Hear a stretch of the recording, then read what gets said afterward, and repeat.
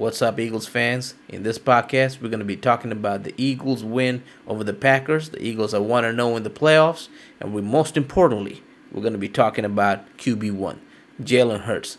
So have a listen and let's go.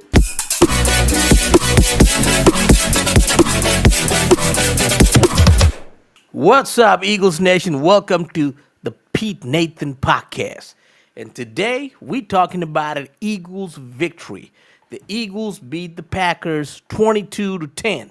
Jalen Hurts, not his best game. Jalen Hurts is back, y'all. And what a defensive performance it was. We demolished the Green Bay Packers, all that shit Anand was talking about, all that shit, all these Green Bay Packers talking about how good they are stopping the run. Guess what, baby? Saquon Barkley, 119 yards rushing. Don't tell me it's during garbage time, because you know what? There was no garbage time in that game. Y'all came at it till the end. He could have ripped for even more, but we felt sorry for y'all, so he slid down. Okay. Devontae Smith was the highest receiver, 55 yards. Receiving, A.J. Brown was reading the book. Yes, he only got 10 yards. Yes, Jalen only had 39 yards before the fourth quarter. Okay. That has to do with how long Jalen Hurts hasn't played football. Right? I'm not making excuses for the brother, but Jalen Hurts hasn't played football in over a month. Right?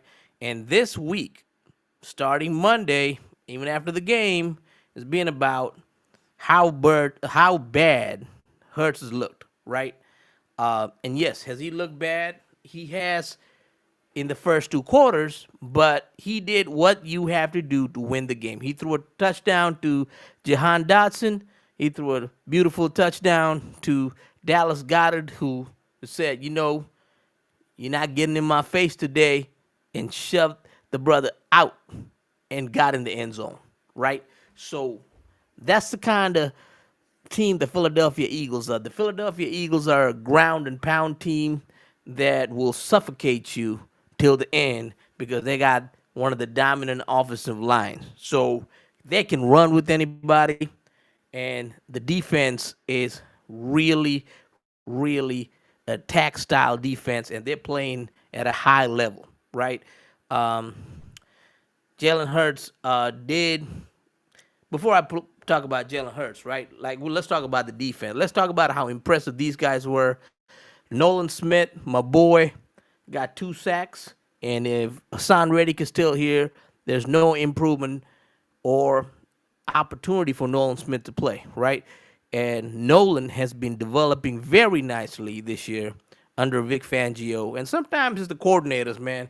Sometimes you need the right people to teach you the defense, right people to use the right Jimmies and Joes. Because end of the day, let's face it, the X's and O's are great, and it does, come for the game plan, but the Jimmies and Joes are the ones who really win the football game. So if you got the right Jimmies and Joes, and if you got a coach who knows how to train those Jimmies and Joes, you're gonna get some good results, right? Zach Bond, he played his ass off. He was in every tackle. He even played special teams. Oren Burks with the great hit to start the game, and no, that was not an illegal hit. Okay, your man Keyshawn Nixon was coming down. Okay, he was putting his helmet down, and Oren just hit him like how you normally tackle somebody, and the ball came out. And they're saying, the Green Bay Packers got the ball, but whatever is ruled on the field, it is what it is, man. You know, yes, the Green Bay Packers didn't have Christian Watson in this game. They had him last game, but the Philadelphia Eagles seemed like they wanted this more, and that defense played like 3 interceptions. Slay with one, running the route like a wide receiver, right? He got that interception, and then Zach Bond got an interception, and to seal the game, our boy Gail, your son, what's his name? Quinyon Mobe. Quinyon Mitchell got the game-winning interception. So this week I've been hearing from the media about how poorly Jalen Hurts plays, and if he continues like this, like we're gonna get beaten by teams. And one thing I can say is I did go look at the tape, and a lot of these receivers were not open on a lot of these pass plays. And I'm just a regular guy looking at tape. I'm talking about people who looked at tape who work at ESPN, like Dan Orlovsky, who's been a quarterback, said there was not a lot of people that was schemed open. So this could be a Kellen Moore problem, and hopefully Kellen gets his thing together, and works on it the next game against the Rams. And the Packers did a pretty good job with Carrington Valentine. In the podcast we talked about this in the last podcast. If you guys go back and listen, Anna, the Green Bay Packers fan, was saying that Carrington Valentine is somebody who can play sticky man corner. So he was on AJ Brown a lot, and AJ, didn't take his frustrations out too much of not getting the ball. Instead, he went out there and read a book. Apparently, he's been reading this book this whole season. NFL cameras only decide to focus on the player when he's not getting the ball to create a narrative, right? So people like Greg Jennings can talk about it today and talk about, hey, if I had a buck 25 and 2 touchdowns, I'm not. AJ Brown ain't reading the book. AJ Brown's gonna read the book if he wants to. Okay, I didn't see AJ Brown upset at all. He was happy. He's happy to be with the Eagles. He's happy to be playing with us. And at the end of the day, the end goal is to win playoff games. It's not to get 100 yards, couple of touchdowns, and just add it to the record. That's what the regular season's for. We're in the postseason now. This is one and no season, right? If you don't win the game, you're sitting at home watching the next game like the rest of the 32 teams, the rest of the 30-odd teams, right? Or 20-odd teams. So there's only like what 8 teams in the playoffs right now. So like the rest of the 22 teams, you're basically sitting home watching the game, right? So you don't want to be there. You want to be playing your best ball, and you want to be playing your championship defense, championship offense during this time. Um, so I think AJ Brown, they'll go back to him next week. I think they're gonna get it right.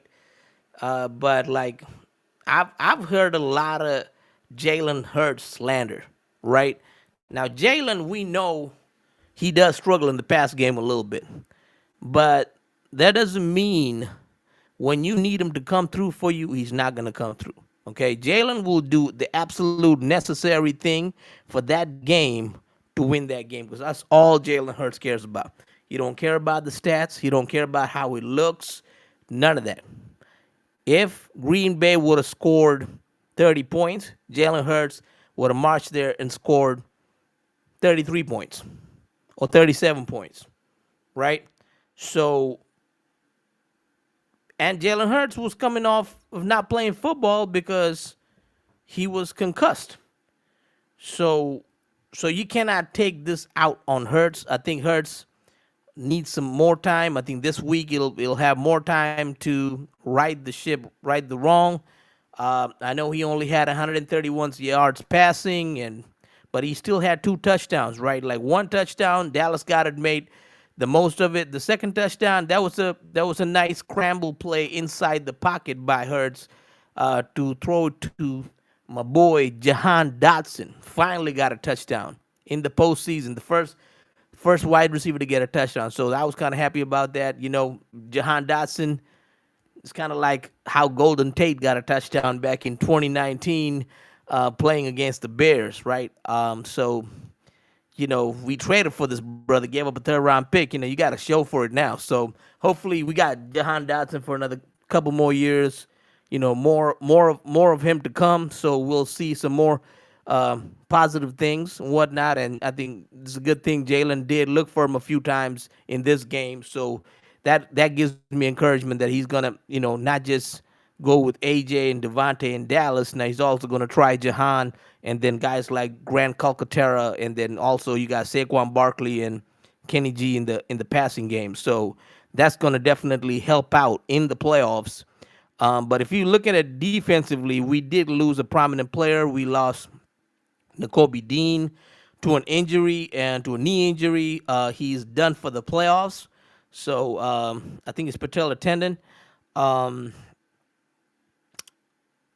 and he's done for the playoffs. So it's basically you're now left with Oren Burks, Jeremiah Trotter Jr., right, who recovered that fumble in that first play, and Zach Bond. And then Eagles today, they signed Nicholas Morrow. I hope this brother does not see the field because he was atrocious last year with the Eagles. I hope he just plays only special teams, and that's about it. He just does not see the field. They did sign Paris Campbell today to the active rosters, which means AJ might be struggling with that knee injury, or they just needed another extra guy in special teams and whatnot. They might also need a punt returner, so it's probably a better idea to put Paris Campbell in that position because we definitely need an extra guy. I don't think Britton Covey's back yet, so you would need that extra guy because you also don't want to get my man, the White Missile. I'm talking about Cooper DeJean, who's not a safety, but is a corner playing great, and you don't want to get him injured. So that's probably a reason why they added Paris Campbell. Um, and I think we're just chugging along, man. Like, we got the Rams coming up next week, and I'll create a podcast for that, and we'll talk more about what we should do to exploit the Rams and whatnot. But this podcast is basically about this game that just happened, man. Like, and Jalen Hurts being Jalen Hurts got us to win. And I think this team just got to trust in Hurts, trust Barkley, and then go to work. And Kellen Moore, he's got to come up with a better game plan next game, but they did what they had to do to win, right? It's 22-10. This defense is playing phenomenal all year, and they played phenomenal in this game.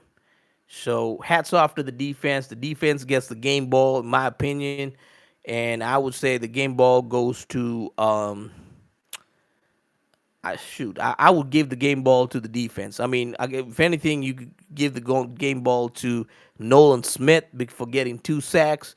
But there was also Slay that played great. Zach Bond played great with the interception. Slay got an interception. And then Quinyon Mitchell, had the game sealing interception and won us the game, right? On the other hand, if you look at what's been going off in the playoffs, everybody who is talking against Hurts, right? Their quarterbacks that they claim that's good are out of the playoffs, right?